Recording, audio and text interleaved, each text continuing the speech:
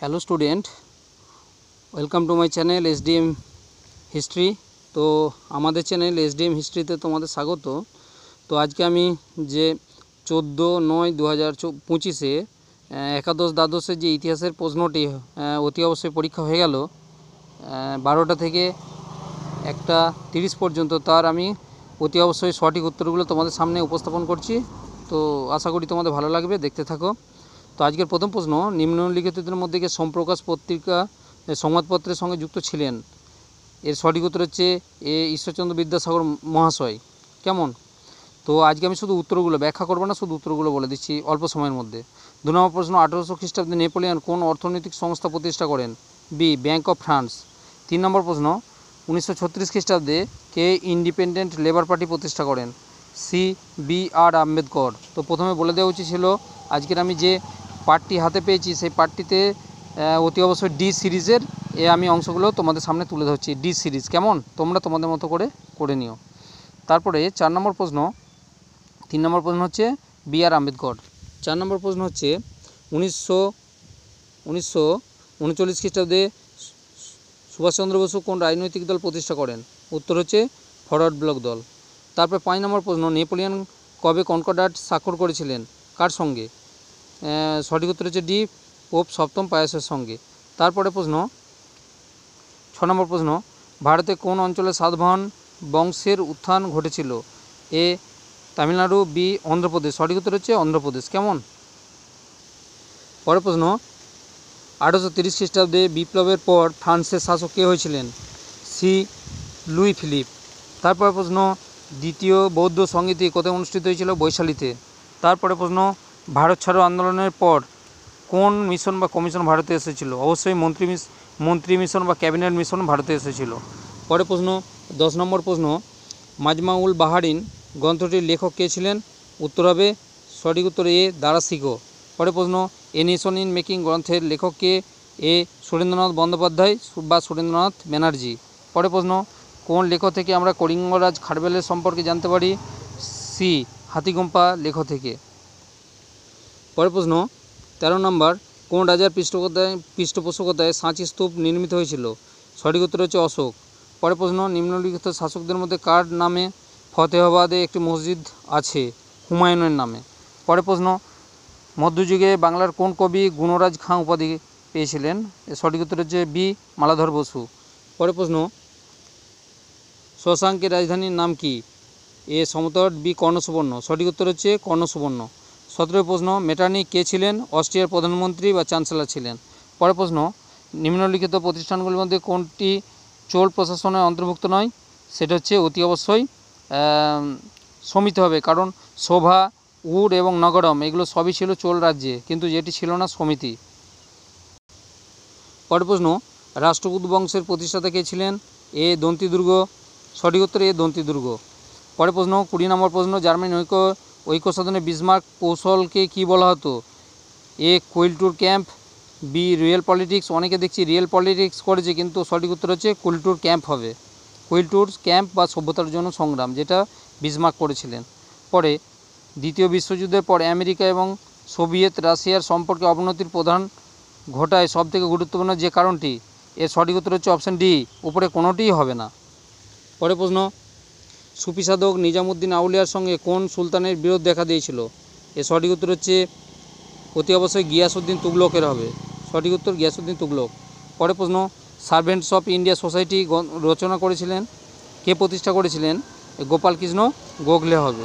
পরের, ফেব্রুয়ারি বিপ্লবের পর ফ্রান্সের শাসক হন? অতি অবশ্যই লুই নেপোলিয়ন হবে। পরের, প্যারিস শান্তি সম্মেলনে 1919 খ্রিস্টাব্দে কতগুলি দেশ যোগ দিয়েছিল? সঠিক উত্তর হচ্ছে ডি, 32টি হবে। পরের প্রশ্ন, কোন আইন দ্বারা সতীদাহ প্রথা অবলুপ্ত হয়েছিল? সেটা হচ্ছে 1829 খ্রিস্টাব্দের রেগুলেশন সপ্তদশ, অর্থাৎ 17তম রেগুলেশন দ্বারা। পরের প্রশ্ন, নিম্নলিখিত হরপ্পা সভ্যতার কেন্দ্রগুলির মধ্যে কোথায় পোতাশ্রয় ছিল? লোথালেতে। তারপরে প্রশ্ন, কোন বছর স্বামী বিবেকানন্দ তার বিখ্যাত শিকাগো বক্তৃতা প্রদান করেছিলেন? এর সঠিক উত্তর হবে 1893 খ্রিস্টাব্দে। পরে, গুপ্ত সাম্রাজ্যের পতনের কোন শক্তির উল্লেখযোগ্য ভূমিকা ছিল? সেটা হচ্ছে হুনদের। অতি অবশ্যই হুনরা হবে। তারপরে দিল্লি সুলতানের প্রকৃত স্থপতিতা কাকে বলা হয়? ইলতুৎমিশকে। পরের প্রশ্ন, 1911 খ্রিস্টাব্দে কোন চুক্তির মাধ্যমে তুরস্ক ইটালিকে ত্রিপলি ছেড়ে দিয়েছিল? এটার সঠিক উত্তর হচ্ছে লুসেনের চুক্তি দ্বারা। পরের প্রশ্ন, সীমান্ত গান্ধী নামে কে পরিচিত ছিলেন? এর সঠিক উত্তর হচ্ছে খান আব্দুল গফর খান। পরে মহাভারত আদিতে কী নামে পরিচিত ছিল? বিজয় কথা, বৃহৎ কথা, জয় সংহিতা এবং বৃহৎ সংহিতা। তো অনেকে বিজয় কথা লিখবে, এটি ভুল উত্তর। এর সঠিক উত্তর হচ্ছে জয় সংহিতা হবে। কেমন? পরের প্রশ্ন, মহাবীরের প্রতীক কী ছিল? এর সঠিক উত্তর হচ্ছে অপশান সি, সিংহ হবে। তারপর নিম্নলিখিতের মধ্যে কে স্বরাজ্য দলের সঙ্গে যুক্ত ছিলেন না? ডি, রাজেন্দ্র প্রসাদ হবে। পরের প্রশ্ন, তুর্কি ভাষায় ইলতুৎমিশ শব্দের অর্থ কী? না সাম্রাজ্যের পালনকর্তা। কেমন? পরের প্রশ্ন, 1792 খ্রিস্টাব্দে কাদের মধ্যে শ্রীরঙ্গপত্তমের সন্ধি হয়েছিল? এর সঠিক উত্তর হচ্ছে বি হবে, টিপু সুলতান এবং ব্রিটিশ কোম্পানির মধ্যে। পরের, রানা প্রতাপের পিতার নাম কী ছিল? দ্বিতীয় উদয় সিংহ বা উদয় সিংহ, ডি উত্তর হবে। পরের, দ্য সোশ্যাল কন্ট্রাক্ট গ্রন্থের রচয়িতা কী ছিলেন? অতি অবশ্যই জ্যাক রুসো হবে। পরের প্রশ্ন, কোন কংগ্রেস সভাপতি ক্রিপস মিশন এবং লর্ড ওয়াভেল উভয়ের সঙ্গে দৌত্য করেছিলেন? অনেকে করেছে রাজা গোপালাচারী, কিন্তু এর সঠিক উত্তর হচ্ছে অপশান বি, জওহরলাল নেহেরু হবে। কেমন? এর সঠিক উত্তর 40 নম্বরের সঠিক উত্তর হচ্ছে জওহরলাল নেহেরু হবে। পরে, নিম্নলিখিতের মধ্যে পশুগুলির মধ্যে কোনটি হরপ্পায় শিলে উৎকীর্ণ ছিল না? সেটা হচ্ছে অপশান সি, অশ্ব হবে। কেমন? অশ্ব বা ঘোড়া। পরের 42 নম্বর প্রশ্নতে, কে দেবগিরি থেকে রাজধানী স্থানান্তর করেছিলেন? দিল্লির কোন সুলতান দেবগিরিতে তার রাজধানী স্থানান্তর করেছিলেন? এটা হচ্ছে অপশান সি হবে, মোহাম্মদ বিন তুগলক। পরের প্রশ্ন, মোহামেডান অ্যাংলো ওরিয়েন্টাল কলেজ কোন বছর প্রতিষ্ঠিত হয়েছিল? অপশান ডি হবে, 1875 খ্রিস্টাব্দে। কোন উপন্যাস থেকে অনুশীলন সমিতির নাম নেওয়া হয়েছিল? অপশান ডি, আনন্দমঠ থেকে। তারপরেটা হচ্ছে খানোয়ার যুদ্ধে কবে সংঘটিত হয়েছিল? অবশ্যই 1527 খ্রিস্টাব্দে হবে। তারপরে প্রশ্ন, হরপ্পার সভ্যতার বিশাল স্নানাগারটি কোথায় অবস্থিত ছিল? মহেঞ্জোদারোতে।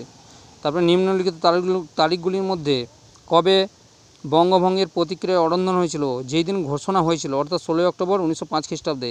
অপশান সি সঠিক উত্তর হবে। পরে, ঔরঙ্গজেবের দাক্ষিণাত্য কোন সিয়া রাজ্য অধিকার করেছিলেন? দুটি রাজ্য ছিল, একটা হচ্ছে বিজাপুর আর একটা হচ্ছে গোলকোন্ডা। তাহলে এখানে যেহেতু বিজাপুর আছে, সঠিক উত্তর অপশান সি হবে। কেমন? পরের প্রশ্ন, বামুনের রাজধানী কোথায় ছিল এবং পরবর্তী তা কোথায় স্থানান্তরিত হয়েছিল? এর সঠিক উত্তর হবে এ, গুলবর্গা প্রথমে ছিল, তারপরে বিদরে বা বিদরাই স্থানান্তরিত হয়েছিল।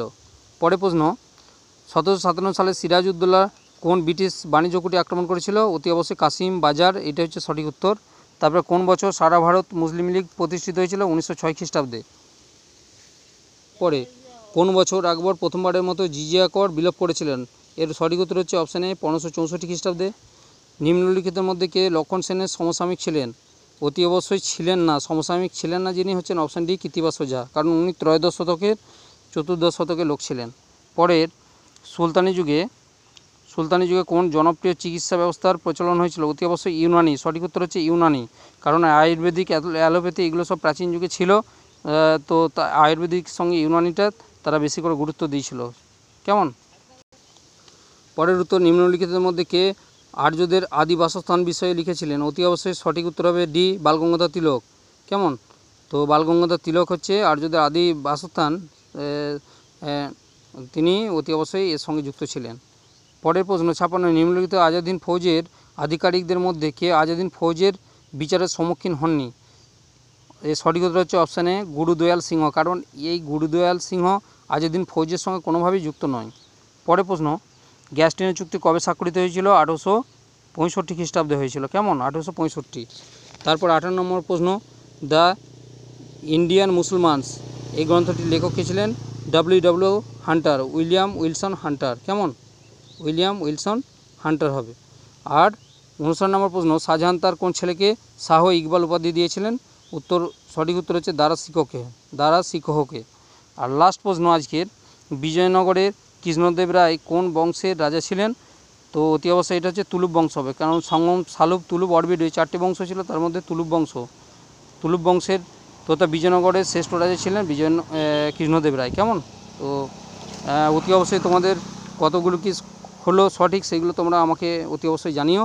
আর সেই সঙ্গে আমি খুব শীঘ্রই তোমাদের সেট, যারা ওয়েস্ট বেঙ্গল কলেজ সার্ভিস কমিশনের সেট পরীক্ষার জন্য রেডি হচ্ছে, তারা অতি অবশ্যই আমার চ্যানেল সাবস্ক্রাইব করে রাখো, কারণ আমি খুব শীঘ্রই তোমাদের ভিডিও নিয়ে হাজির হব। কেমন? বাই, এই পর্যন্তই।